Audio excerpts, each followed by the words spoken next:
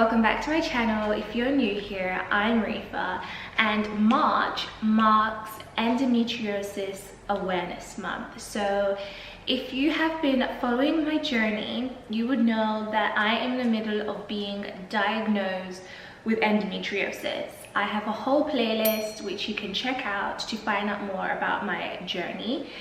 But I just wanted to give you guys an update considering it is Endometriosis Awareness Month. So I have been on the waiting list to see a gynecologist for 2 years now. And I was meant to have an appointment in March, surprisingly. And that got cancelled due to there being, in the UK, doctors going on strike. And then received a letter informing me now it is going to happen in May.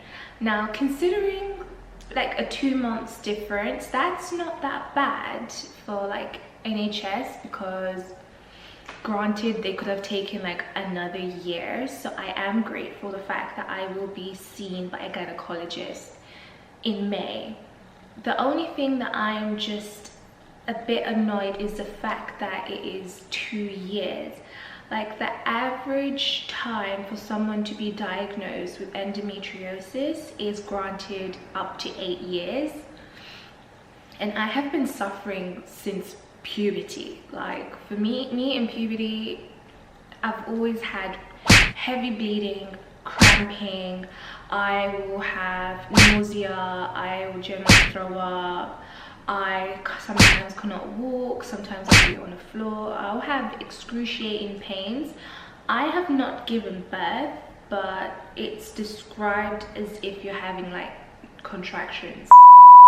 So if anyone who has endometriosis, please comment down below how you feel about it. But for me, it's a pain. And another thing that I wanted to touch on is second puberty. Now, if you don't know what second puberty is, this is not like the official definition, but for me, how I see it is I am a 28-year-old woman. I'm going to be 29 this year. I know 30 is literally next year. I'll talk about that in another video. But for me, what changed was when I reached my mid-20s, when I turned 25 in 2020 during lockdown. Yep. You know how you wait your whole life to turn 25, like, yeah, I'm gonna be married, I'm gonna have kids, all that good stuff, yeah. Lockdown. Turned 25 during lockdown. And then once I turned 25, I started noticing that the obvious, like my hips started widening up a little bit more. This is another thing that happened. It's about a bit TMI, but like you start noticing that even down there, like down there, starts a bit changing. Like for me personally, I started noticing like my discharge was changing, my boobs were getting a bit bigger. I was just so confused because I was just like, what is going on here? Like, I've been here, I've done that. Why am I having like a second boom, you know? I started growing into more of my womanly body. I don't know if like the second puberty is basically like now preparing me for birth, like you're gonna be birthing soon, because I just started noticing my body started changing, body odor started changing, appetite started changing, like everything about me just changed. Comment down below at what age you started noticing like your second puberty. And then this doesn't necessarily associate with second puberty, but maybe this one is, the next part is more about like age.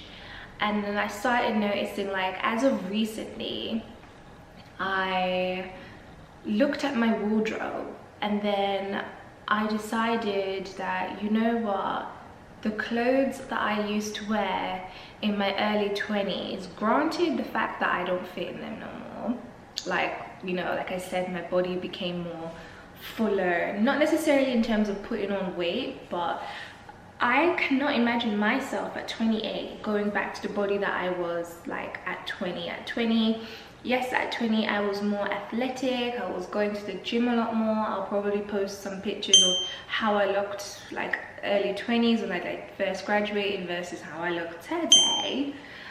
Like, the style has changed. Like, I know that happens with age, you grow up, but like, I just see myself like, I don't want to be more exposed as I used to be. Like when I was in my early 20s, I used to be dressing a little bit more revealing, and now I'm like shifting my style to be a little bit more reserved, but still be authentically Riffa and be colorful but a little bit more covered. I just want to look a little bit more sophisticated. I don't know if that's more in terms of like, oh, you're getting older now, so you want to, you know, fit the bill, but I think that's just genuinely what happens.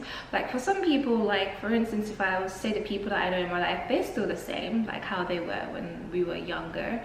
To me, it's just changed. Like every time I look in the mirror and I look at pictures of myself in the past, I'm like, rah, this is looking a little bit different, you know?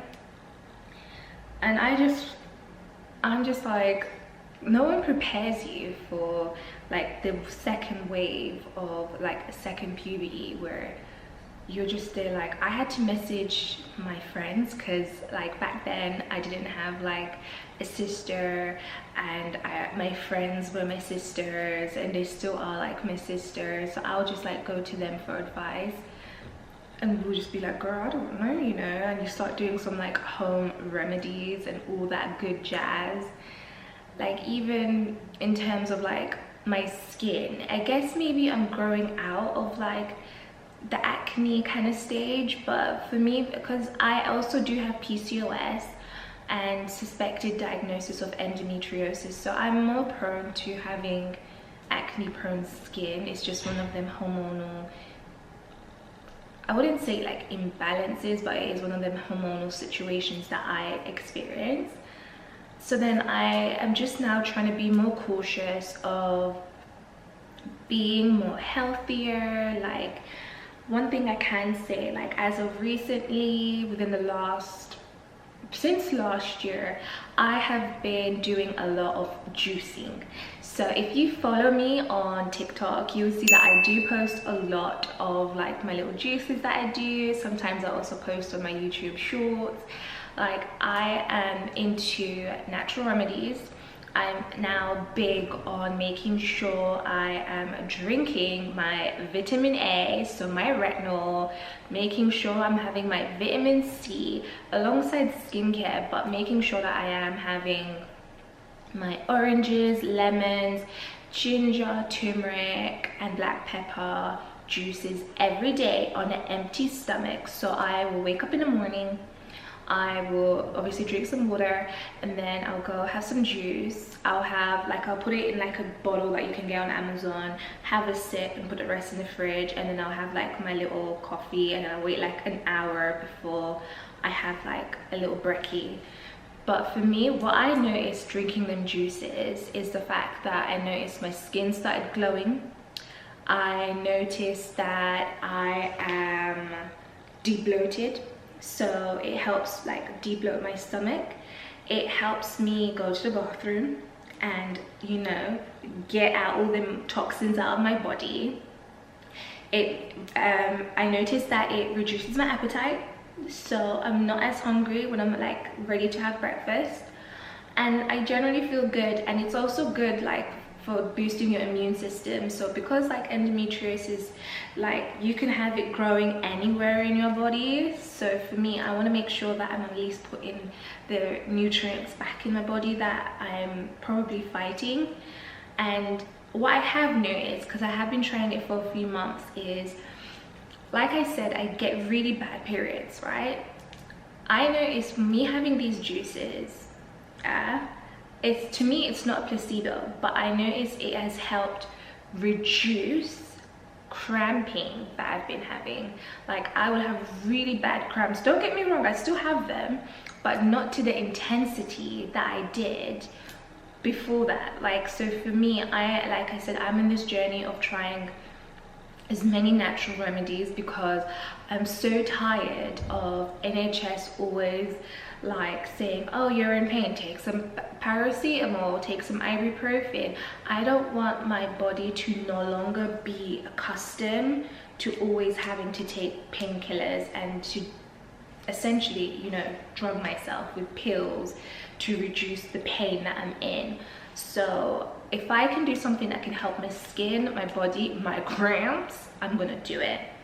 So another juice is like carrot juice. Like, you can Google. I am not a dietitian or a nutritionist. That ain't me, girl. That is not me. I do not claim it. I'm only just saying what I've tried as of recently, and I've been doing it for like over 6 months now, and it's been helping me. And like right now, as you can see, I am not wearing any foundation. Yes, granted, I have makeup on, like my eyes, eyebrows, lip, a bit of Fenty, but I don't really like wearing foundation anymore. Like, I used to wear foundation in a sense of insecurities. So like, I would wear foundation to cover up all my acne and acne scars, and now I'm at the point where I feel proud of my skin. It's not perfect, like, I wouldn't say my skin's perfect, but it's to the point where I feel confident within myself to rock my real skin. I would wear foundation for like special occasions, that's calm, yeah, but on a daily thing, you won't even find me wearing my makeup going outside sometimes. Like, the most you find is probably eyebrows. I have noticed that the older I get, the lazier I've become as well. Like, I will just be like, yeah, screw it. Like, the other day I went to Tesco in my bonnet. No shade to men or women who go to the shops in their bonnet, but for me, I didn't like that. But I was just like, you know what, yeah, me, I'm just going to go buy some juice, some coffee, like small things for the house. I really don't care. Bonnet off. There was a time I even went in my PJs. I went in my PJs and I was like, I told myself I'll never be that woman. That day I was, because Mother Nature kicked in, and when Mother Nature kicked in, I don't care. Like, child, I was tired. I was so tired. But that's literally it. Like, I know this video is like an all-rounder. It's more of a summary of what I've been up to, you know, a little chit chat. But yeah, it's Endometriosis Awareness Month. I have a gynecology appointment in May. I look forward to it. I don't know what to expect at the appointment. I guess it's more of talking to a gynecologist, because to sum it up, they have put me on birth control. I have had, what's that thing called? The implant, that little, it's like a little string thing. Yeah, mine was not placed right. Like, my body was rejecting it. Like, mine was literally like pulling it out, and the strings were like this. I don't advise it, because for me, yeah, intimate times, it was a bit scary, a little bit risky, the fact that your birth control is in a place where you can physically feel it. Like, you shouldn't be feeling your little strings, and they're sharp. So, and it hurts. It hurts putting it in, and it's discomfort taking it out. Would I ever go back on the implant? I would say never, but it made my periods a lot worse. They were heavy. I was bleeding month back to back. Yeah, that was the worst. Like, was it 6 months, something like that? I had to have it for at least 6 months before they can take it out, because they were like, oh, it lightens up the longer it's in. It thickened up the longer it was in. It was a lie. They would be like, it's the #1 thing for people with heavy periods.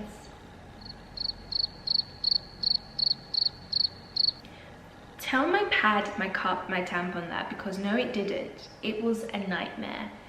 But that's besides the point. Then I was on blood thinners. That didn't help. That did not help.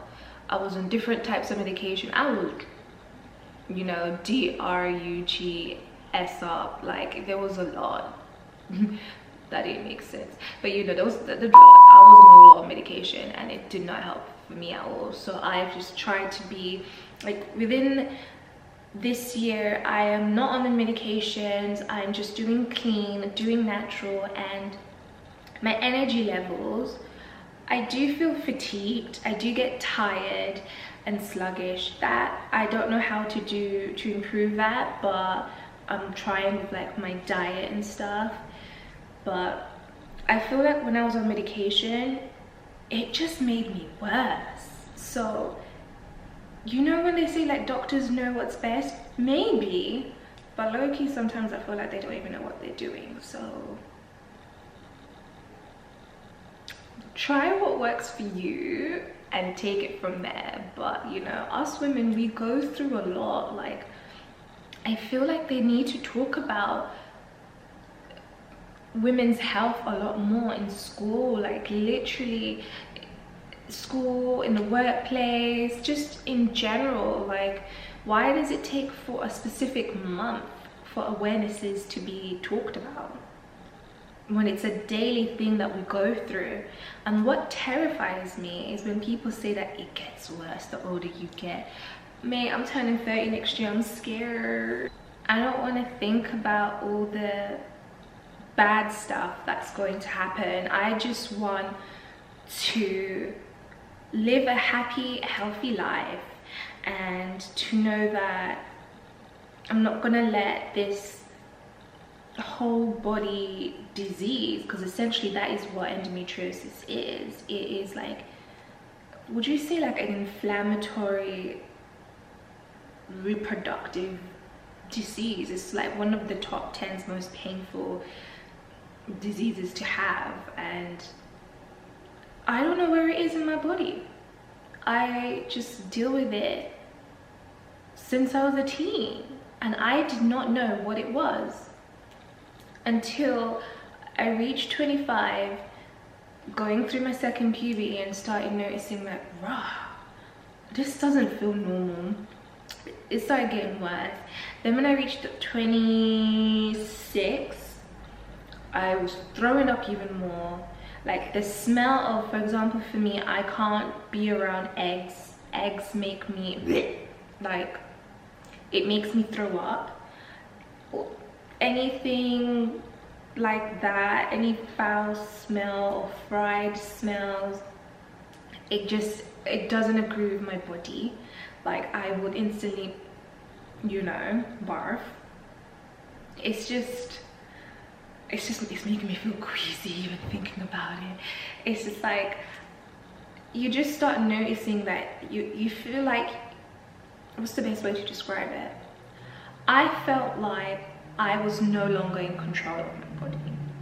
I felt like I was just a figure that was there, existing and not living.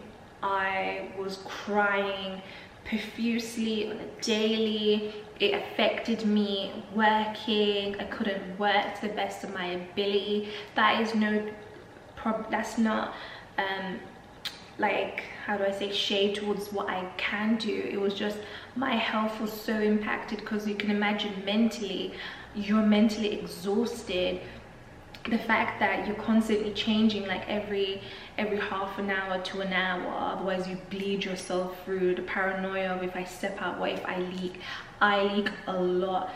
Thank goodness I started experimenting with cups, but even that, on a heavy day, I'm still, you know, when a cup says like, oh, up to 12 hours now, bro, an hour and a bit max, and I'm pouring, and I still have to wear a pad when I wear a cup. So the fatigue, the brain fog, the tiredness, the amount of ways you can describe it, the pain, the cravings, the way that, like, for example, if I look at myself, when I'm like, I'll get pain just before I go, come on, during, after an intimacy, after intimacy, I get what I call like a endo belly. Like, you know when you feel bloated, but for mine, it just, brother, I look like I'm a child, but I'm not. Like, it's just, I just need to learn to like get used to it and just love myself. Like, I will puff up, like I'll just be like puffy and feel a bit and just sluggish and just uncomfortable. But during them times, you just have to feed yourself positive words that I am beautiful, I am great, this is my body, and this is what God made me. But please, God, get me out of this misery. You know, like a bit of like, please. But you know, it's life, and I just wish everyone out there, every woman out there who is not necessarily who has endometriosis but is going through some sort of woman's health, I wouldn't call it an issue, but a day-to-day situation that we live with, I do hope that you get the treatment that you deserve, you seek the help that you deserve, you keep fighting for what you deserve. And if you are watching this and you're just like, something doesn't feel right, go to your GP and fight. I had to go to 3 different GP practices to get this referral. 3 different practices, and I still haven't seen a gynecologist yet. It's a hard life for us. But we will get there soon. We will get there soon, so just like trust the process and everything will work out great. And that's pretty much it in terms of like second puberty and like my update with endometriosis, as it's Endometriosis Month. So yeah, like alongside March, I feel like it's definitely Women's Month, because we also did have our International Women's Day this month. We also had Mother's Day. This is our month, ladies, so hang in there. And as always, I hope you enjoyed this video. Please like, comment and subscribe, and I will catch you in the next one. Bye.